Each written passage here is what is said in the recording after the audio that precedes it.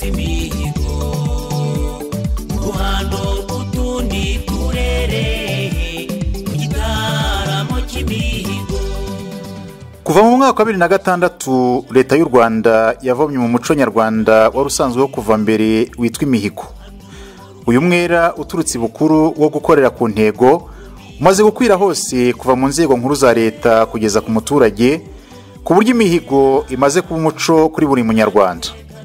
Uyu mwaka wa 2022-2023 akarere ka Ngoma kasinyanye na nyakubahwa Perezida wa Repubulika n'abaturage imihigo. Muri uyu mwaka w'imihigo wa 2022-2023 akarere kacu ka Ngoma twahize imihigo 106 iri mu nkingi 3, aho mu bukungu dufitemo imihigo 22, mu mibereho myiza y'abaturage dufitemo imihigo 63, hanyuma mu nkingi y'imiyoborere myiza tukageramo imihigo 21.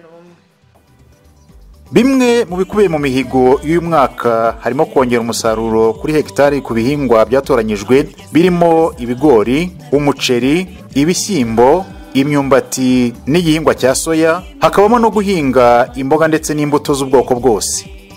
Mu rwego rwo gukomeza guteza imbere imiturire myiza n'imijyi, akarere kacu ka Ngoma kahize ko muri uyu mwaka kazatunganya kilometero 8 n'igice z'imihanda zigatungwa mu mujyi wa Kibungo hashyirwamo kaburimbo.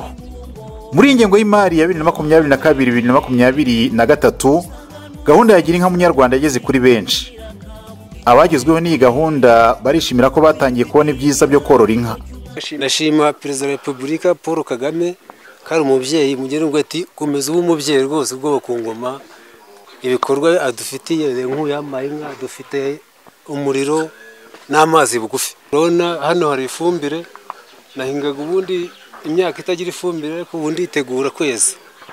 Inka nayibonye rwose musanga ari umukamo, izamaza n'umuryango ndetse nsagure n'isoko mbibona.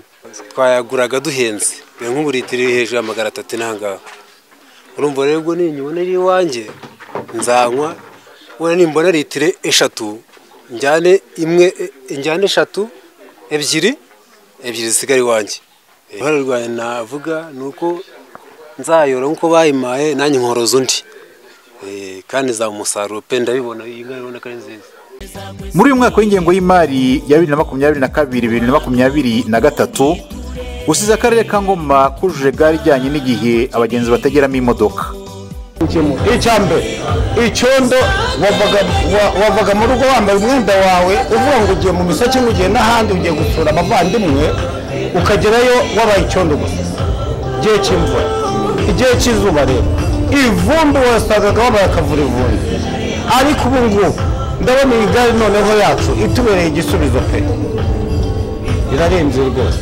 Jesi nabona nuko mbivuga ubu ni ukujya mva mu rugo nahanagura urukweto rwanjye nagera ngaha muri gare nkatega imodoka nkagera aho ngiye mbona rwose n'ubundi ndi umusirimu nta kintu bintwaye. Ibi bintu rero byose turabikesha umusaza n'ubuyobozi, umusaza wacu Perezida Paul Kagame n'ubuyobozi buba budutekerezaho buri munsi kandi bukatugenera ibidukwiye n'ibitubereye mbese.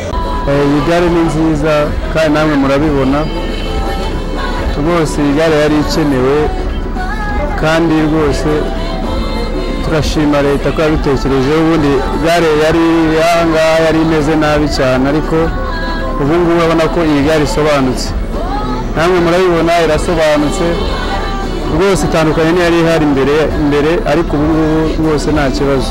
Mu rwego rwo gukomeza gusigasira ubuzima bw'abantu, akarere ka Ngoma kubatse inzu y'abarwayi mu kigo nderabuzima cya Gasetsa.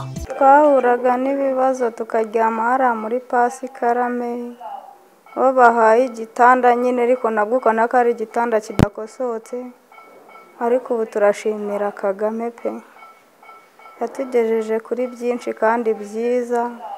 Ni umubyeyi mbese atwitaho ijoro n'amanywa. Hari byinshi cyane atugezaho, yaduhaye centre de santé isobanutse, turarwara tukaza hano bakadufasha neza. Amavuriro hafi yacu, amazi hafi yacu, yatwitayeho pe, turamushimira nk'umubyeyi. uburere buruta ubuvuke kandi n'isoko idakama y'ubuzima n'iterambere ry'igihugu. Niyo mpamvu akarere ka Ngoma kubatse amarerero azwi nka ECD. Ababyeyi bafite abana mu marerero bishimira ko babonye amarerero azafasha abana babo kunoza ubupfura n'ikinyabupfura ndetse no kunguka ubundi bumenyi. Nyine urumva ko mbere bakiri mu giturage ECD itarabakira ntabwo bari bafite uburere buhagije kuko abana birirwaga n'abandi birukanka, twe twagiye mu mirima, twatuye mu bundi buzima busanzwe gushakisha uko abana babaho. Ariko aho baziye ahangaha ubona umwana azi kuvugana n'umuntu neza, azi guhura n'umuntu akamusuhuza, azi kubana neza n'abandi. Uburere bw'umwana bumeze neza, nta kibazo dufite. Iyo bari aha bararerwa, batozwa ikinyabupfura, batozwa umuco, bagasabana n'abandi, bakamenya kubana neza n'abandi. Kandi noneho nta kibazo tutari dufite ku bijyanye n'imibereho, hano bahabwa indyo yuzuye. Noneho iwacu mu rugo umuntu abavuga ngo ndi mu mirimo yanjye ndatuje, kandi noneho ugakora wisanzuye uvuga ngo umwana nta kibazo ufite, ntabwo duhangayika. Umwana bafashwe neza ku mutekano we, natwe yacu imirimo yacu tugakora icyo tugomba gukora, nta kibazo dufite. Rero twayakiriye neza, twarishimye. Mu burezi busanzwe uyu mwaka wa 2022-2023 usigiye akarere ka Ngoma ibyumba by'amashuri 12. Ese ibi byumba bije gukemura ikihe kibazo?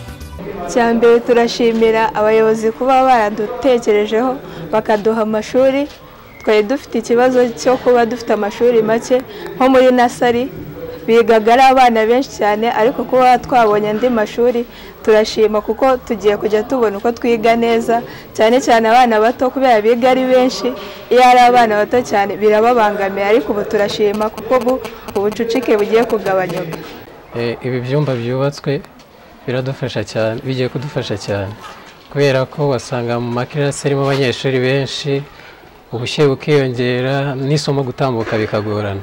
Ariko ubu ngubu ibyumba byashojwe bigiye gutangira gukoreshwa, kandi nizeye yuko ubwo bucucike bugiye kubonerwa igisubizo kirambye. Mu buryo bwo kwishakamo ibisubizo, abaturage b'akarere ka Ngoma bubatse ibiro by'imidugudu mu buryo bw'ubwitange ndetse n'umuganda. Ubundi tutarabona ibiro by'umudugudu twajyaga tujya kureba umudugudu mu rugo, rimwe na rimwe tukamubura, tugasanga yagiye mu murima. Ariko ubu umudugudu wacu yaduhaye umunsi akemuriraho ibibazo.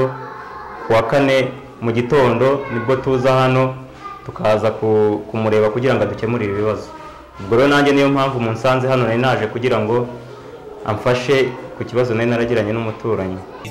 Uyu mwaka w'ingengo y'imari kandi usize hari abaturage bubakiwe amazu meza baratuzwa.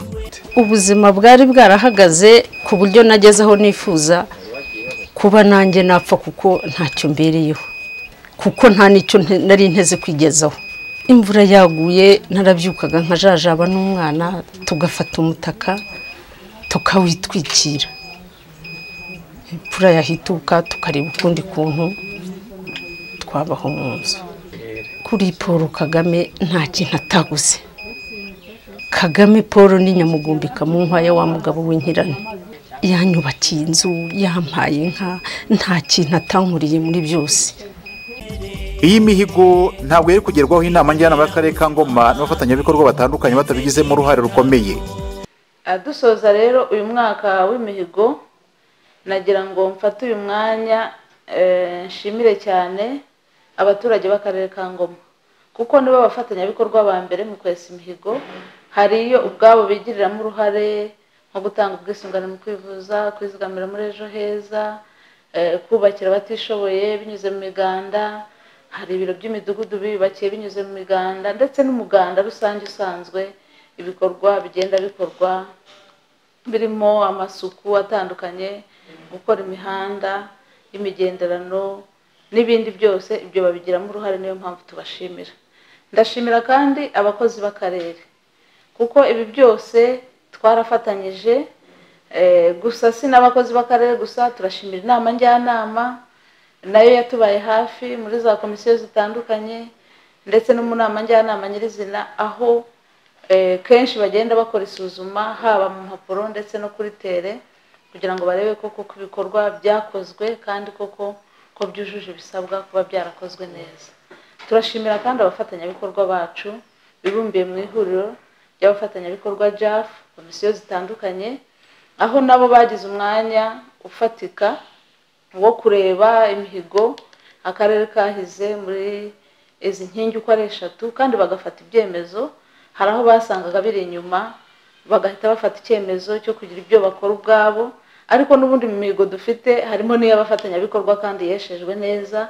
Abo bose rero turabashimira ko badufashije kwesa imihigo yacu, ubu bikaba ariyo mpamvu byatumye tugera ku kigereranyo cya 99%.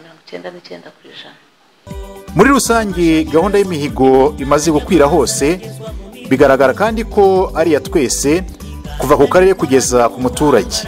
Mu runana rwa twese akarere ka Ngoma kesheje imihigo y'umwaka wa 2022-2023 ku buryo bushimishije.